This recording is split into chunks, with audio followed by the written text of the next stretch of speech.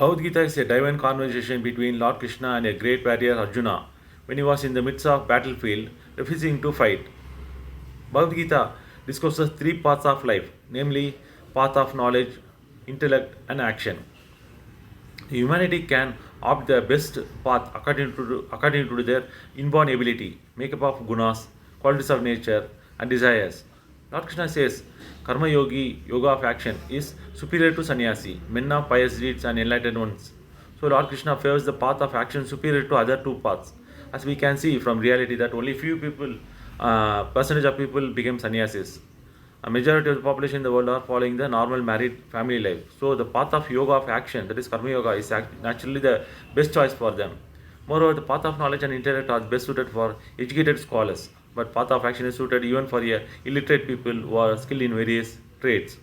The path of knowledge says, by having knowledge of self, that is soul, which is eternal, while the body is perishable, and soul takes new birth by acquiring new body after its death, according to its merit in the previous birth. This cycle goes on till it reaches final birthless state, and so on. Lord Krishna says not to worry about birth and death, and says to do one's duty without getting affected by its outcome, either success or failure. This is called path of knowledge or Jnana Yoga. The path of intellect says we have senses which interact with objects, which develops passion with some objects and desire more than others. That is, if desires is not get fulfilled based on individuals' qualities of nature, such as Sattva, Rajas, and Tamas, their actions play its role. This leads to distraction for soul's purpose.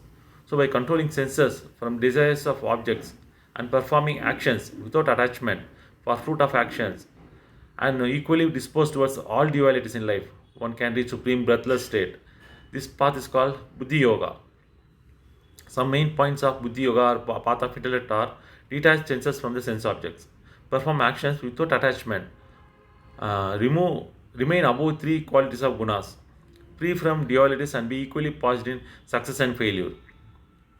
The path of action says to do one's duty as suited for one's inborn nature, such as Sattvas, Rajas, and Tamas, without depending on its outcomes, either success or failure. Thereby, it doesn't incur any sin whatsoever. It is also called as Karma Yoga. Karma Yoga or Yoga of Action means one should renounce all intents. One who practices Yoga of Action should be indifferent to both the friends and foes, behave with unbiased attitude, and also should be impartial in treating and behaving towards all creatures, and treat them as he treats himself. To attain this, one has to practice a life of disciplined, which means well regulated in eating, excreting, sleep, awake, and be moderate in their limits. Lord Krishna says to do righteous deeds and enjoy rewards gained due to honest performances, and also advises to do charities to others, austerities, self-renewals, and penances, which are all performed under the spirit of dedication, will set one free from bondage of actions aroused due to good and evil impacts. Lord Krishna says Karma Yoga is superior to Sannyasa, men of pious deeds, and enlightened one too. Renunciation of action is Sannyasa. Sannyasa is the life of dedicated action. Sannyasa need to be free from dualities, likes and dislikes. So he is liberated from all bondages. Body, senses, mind, and intellect well controlled and carry on actions, discarding sense pleasures to purify their soul without expecting fruit of an action, and doing any only bodily functions for survival attains his soul united with the Supreme Being. Lord Krishna discourses divine knowledge and supreme knowledge. Divine knowledges are like karma, adhyatam, adhibhutam, adhidaivam, and adhiyajnam.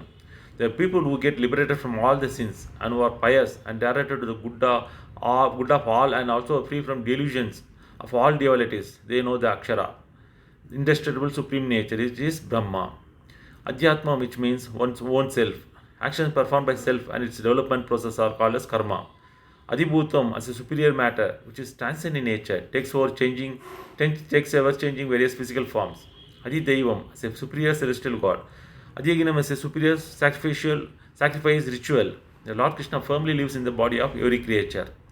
Lord Krishna says about supreme knowledge, which says this body is defined as kshetra, or the field, and who knows the true field is called as kshetragna, or knower of the field.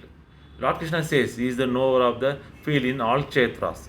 The five elements, five senses, and the mind forms the 11th plane for expression of life as a knowledge and action.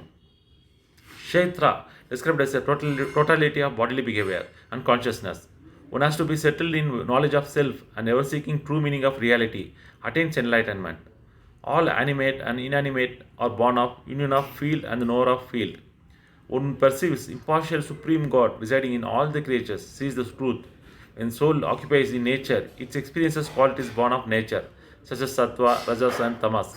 Such an association is the reason for the cycle of rebirth. If a man knows this truth, he never enters into the cycle of rebirth. People pursue soul through various means. So, whatever ways a man receives, realizes the pursued soul in right manner, liberates himself from the cycle of rebirth. Arjuna says about science of God. He says he is the supreme God and is the head of all the other gods. He says he is the unborn and without a beginning. Meaning, Devas, great sages, and other gods do not know his origin. He ordained in creatures with attainments and pitfalls like wisdom, enlightenment, forgiveness, truth, comfort, misery, life of plenty, death or scarcity, fear and fearlessness, and so on. He says about origin of mankind on earth by declaring that he created seven great seas, four sages, and 14 manus through mind-born manifestations. And all the beings in these worlds are their progeny. He is the origin of all, and from him all the existence spring forth. Lord Krishna prefers idol worship and says success in yogic meditation, concentrating on me, are gifted with the illuminating faith of highest order.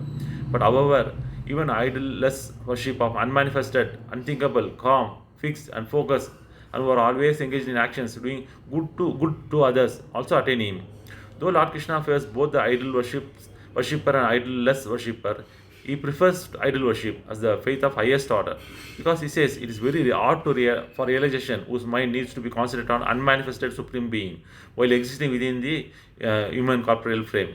So Lord Krishna says there are three varieties of people differing in their three different types of faith, sacrifices, knowledge, actions, and intelligence in this world accordingly as they are belong to Sattva, Rajas, or Tamas qualities, or combination of these three in different proportions. All the living species are born out of spiritual union of God with the nature, which are imperceptible by ordinary means. All these creatures are bound by three binding qualities called as Gunas, namely Sattvas, Rajas, and Tamas. Sattva is of nature of enlightened and healthy existence. Rajas of attachment or association with the lust, and finally Tamas or nature of laziness and sleep. Highest attainment state is when remains in a firm position of an impartial observer of the play of gunas and came out of dualities and accepts dualities equally. He is said to be beyond the play of gunas. This state is founded by Lord Krishna, known as Brahman, which is immortal, eternal, beginningless, righteousness, and unwavering, endless, divine bliss. After attaining this highest state called as Paramasiddhi or Gati by Lord Krishna, which makes one not to take birth even when the creation of cycle begins, neither they suffer death during final dissolution. This is the summary of Bhagavad Gita. Thank you.